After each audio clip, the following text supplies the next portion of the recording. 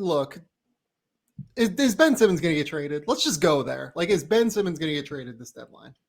I don't know how he doesn't. I feel like the way Ben's okay. So there's that report that Sacramento was considering offering, like basically all their good wing shooters with Halliburton, who I think is pretty close to a foundational piece. So if you pair him next to Joel Embiid, Buddy Hield, and Harrison Barnes and 2 first-round picks, and then that Simmons, and then taking on Tobias Harris and then Matisse Thybulle.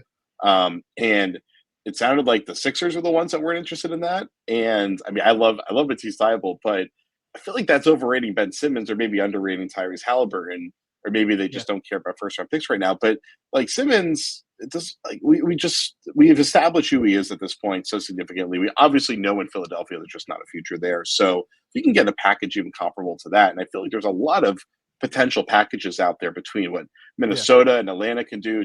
There's all these teams that are pretty loaded with good young players out there, that I feel like it's just kind of an obvious move to trade Simmons for one of those guys instead of holding out for some sort of better offer in the offseason. So let's throw out what I think could be the best Ben Simmons packages. You threw out the Kings deal.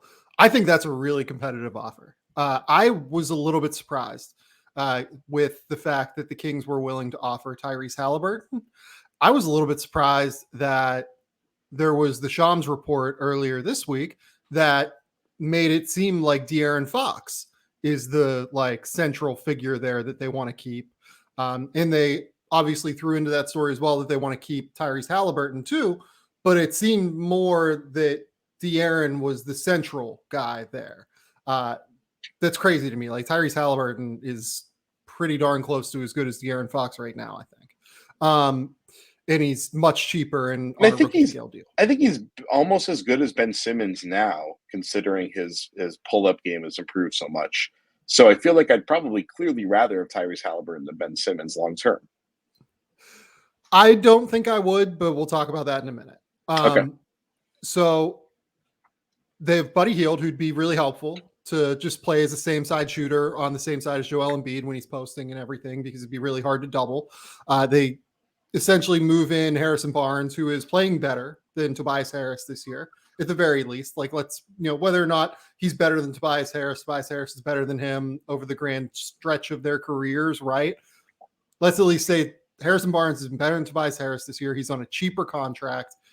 That's an upgrade, I think, for the 76ers. And then we're talking about multiple picks. I think that's an incredibly competitive and an incredibly compelling offer if you're the Philadelphia 76ers, if that was actually offered.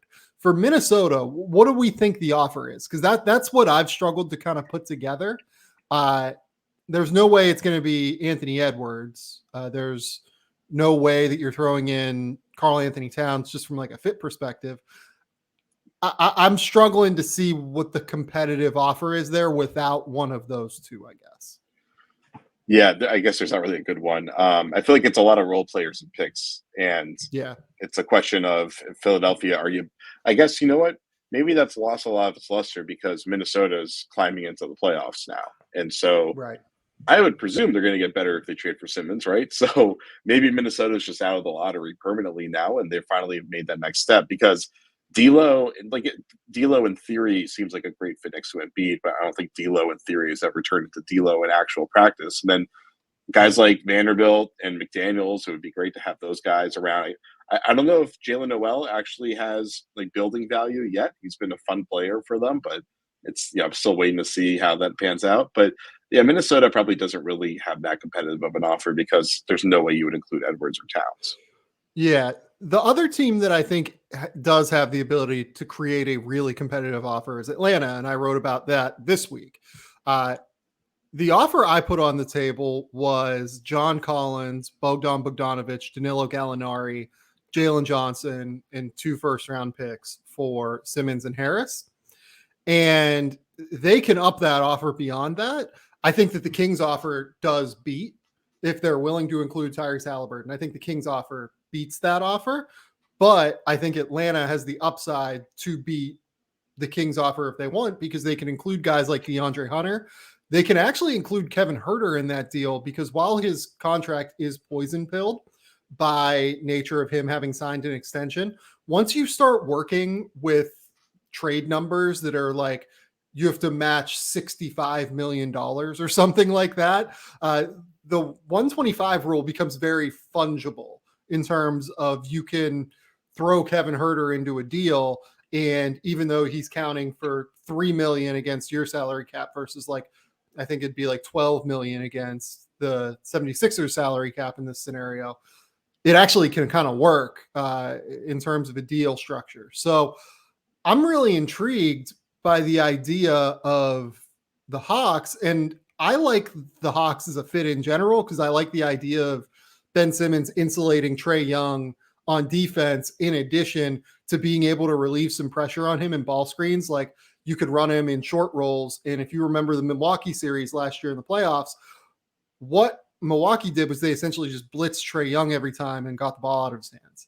And if you have that release valve with Ben Simmons there, short rolling into like that elbow area or short rolling like into the 20-foot area, it's really fucking hard to do that because he'll just slice and dice you in 4-on-3 scenarios. So I love the idea of Ben Simmons there.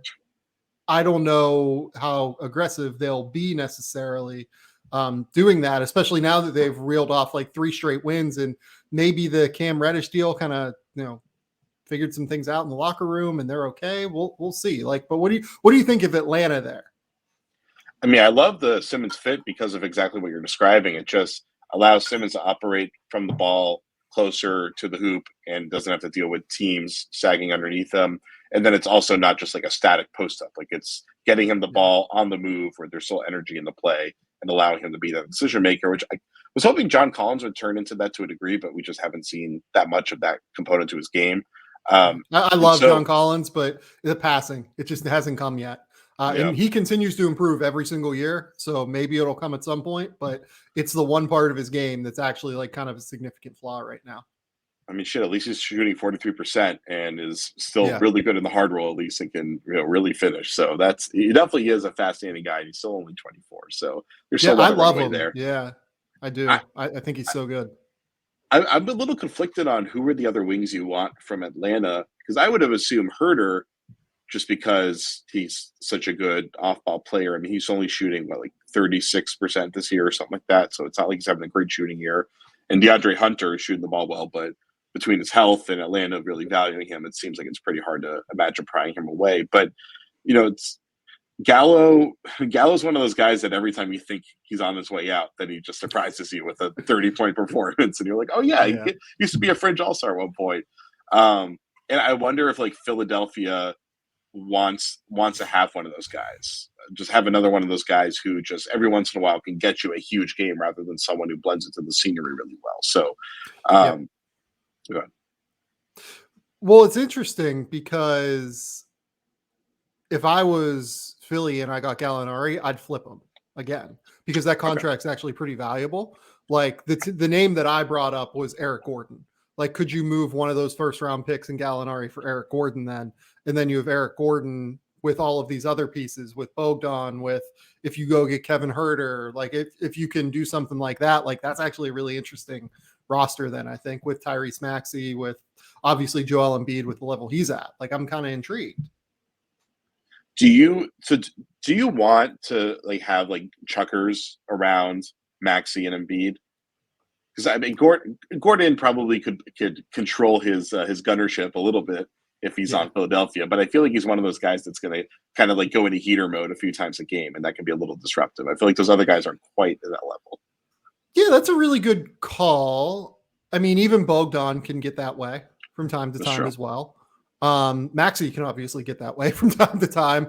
So you are talking about a lot of shot making and not a lot of like passing necessarily. I kind of love the idea of just having guys that can go out and create their own shot and space the floor for Embiid. Like, I think, and defend on top of that too. Like, if you go get Huerter and Eric Gordon, like Huerter can't like defend primary like players on the ball, but he's an awesome like secondary defender in the backcourt, where if he's guarding your second best guy on the perimeter and kind of sagging off and helping off, I think he's really good in those scenarios. Eric Gordon, I think, is just a good defender. He's been awesome this year for Houston, weirdly, even though that team has been kind of a mess up until the last like 2.5 weeks or so. You go out and you get, other guys like this. I kind of like it, but I mean, like part of this is too, I don't know if Philadelphia is in like an ideal circumstance here. And that kind of brings us to the next point. You think Ben Simmons is going to get traded. I agree with you. I think that Daryl Morey has gone on the radio in Philadelphia and said essentially that it's not just because of Joel Embiid's level that we need to get this, we need to go out and trade Ben Simmons. It's even more incumbent upon us to get it right and to go get a star because Joel is at this level. We have a real chance to win a title. We have to be patient and go and get the right deal for us.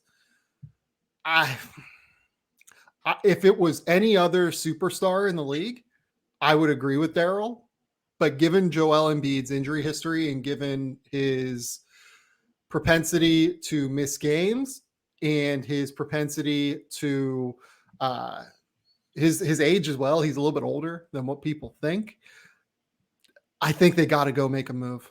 I think it'd be a bit irresponsible to not make a move and give Joel Embiid a real chance to win a title this year. He is playing like the best player in the NBA right now. He is the most dominant force in the NBA right now. And to not make a move for that guy, I don't know, man. I don't know if I could do it. That's tough. Yeah, there's a legitimate question about how long his peak is going to be just because of how big he is and the way he plays the game and his injury history. So he's clearly at his peak. I mean, he's been playing at an MVP level for 2 years in a row now.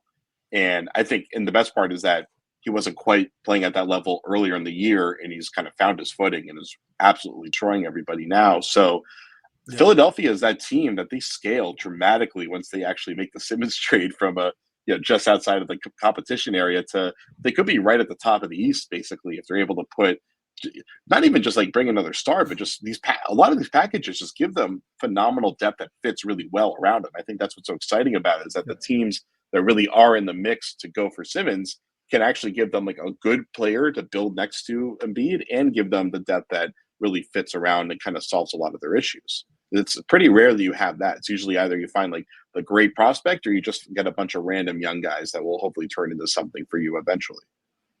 Yeah, no, I think that's dead right. Final verdict here. You think Ben Simmons gets traded? Where do you think he goes? Atlanta. I think they're the team that just is most obviously looking to make a deal. And Sacramento, it makes sense for them to be aggressive because if they think Simmons is someone that they can actually build a really good team around, then it makes sense to go for it now because he's such a unique opportunity where his value is so low. But if he's in a situation where he thrives, then he immediately becomes a potential superstar again. But like Sacramento, I don't think they have to blow it up necessarily. I think they might.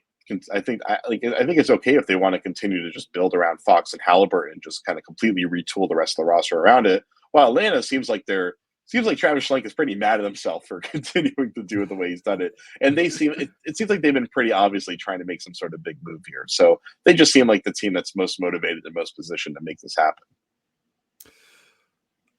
I think I agree with you that Atlanta makes the most sense. I don't even like the Ben Simmons fit in Sacramento if De'Aaron Fox is not going the other way, to be honest. So yeah, that's a terrible fit. Yeah. I'm confused on that. Like I'd be trying to include De'Aaron Fox in that deal and build around Ben Simmons and Tyrese Halliburton if I was them.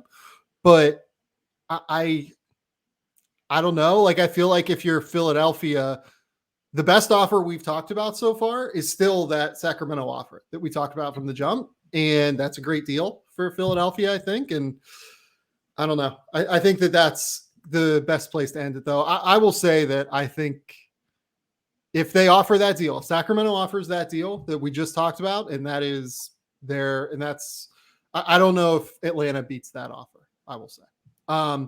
Okay, let's take a quick commercial break now that we're done with the Ben Simmons stuff and get into the other 10 guys because I don't think that our conversation